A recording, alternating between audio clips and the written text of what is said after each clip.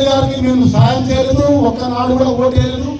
కానీ మా తల్లి గారిని బివి మోహన్ రెడ్డి గారు పిలిచి, నీవు నా ఫ్రెండ్ భార్యవి, మా ఇంటి ఆడపిల్లని, నీకు ఏం కావాలంటే చేసుకోమని మా అమ్మకి చెప్తే 98 అంగన్వాడీ పోస్టులు ఒక్క రూపాయి తీసుకోకుండా, ఒక్కటి కూడా ఆశించకుండా ఆనాడు నా తల్లికి ఒక విలువైన ఉద్యోగంలో నిలబెట్టిన వ్యక్తి బివి మోహన్ రెడ్డి గారు. ఒక పెద్ద రహస్యం చెప్పాడు, అందుకే నేను పార్టీలో చేరాను.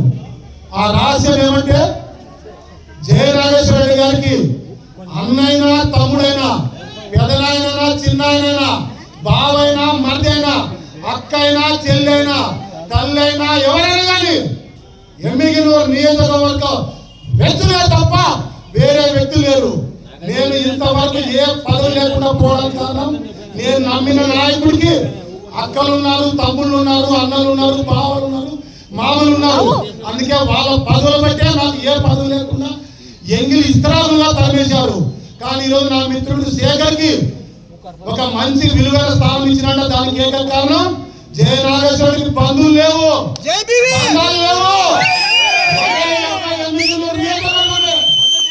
అలాంటి జయనాగేశ్వరుడికి మా ఊరి బావ, మా ఊరి అన్న, మా ఊరి తమ్ముడు అని సగౌరవంగా నమ్మి పార్టీలో చేరినాను. ఇంకా బలంగా చెప్పుకుంటూ పోతే ఎన్నో విషయాలు ఉన్నాయి జయనాగేశ్వరుడి గురించి.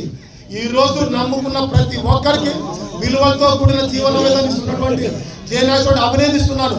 మొన్న పంచాయతీ కోసమని జయనాగేశ్వరుడు దగ్గర కొందరు ఆయన కుల సఖ్యలు వాళ్ళ రెట్లో వచ్చారు. వాళ్ళు లోపలికి పోయి నన్ను బయట నిలబెట్టి జయనాగేశ్వరుడి గారితో మాట్లాడొస్తాము, నీ బయట ఉన్నామన్నారు. జయనాగేశ్వరుడి గారు వాళ్ళని చూసి ముందు మా ఆల్ఫ్రెడ్ రాజుని లోపలికి పిలిపిండి అన్నారు. నా 40 రాజకీయాల్లో ఏనాడు బివి మోహన్ రెడ్డికి ఓటు వేయలేదు, ఏనాడు జయనాగేశ్వర రెడ్డికి వేయలేదు. మా ఆల్ఫ్రెడ్ రాజు లోపలికి రమ్మని చెప్పన్నాడు. లోపలికి పిలిచిన తర్వాత మాట్లాడుతూ ఏమన్నాడంటే, మీరు నా కులస్తులు ఉండొచ్చు, నా బైరెడ్డి కుటుంబస్తులు ఉండొచ్చు, కానీ మీ పెళ్లిళ్లకు, మీ చావులకు పెద్ద పీట ఏమంటేస్తాను.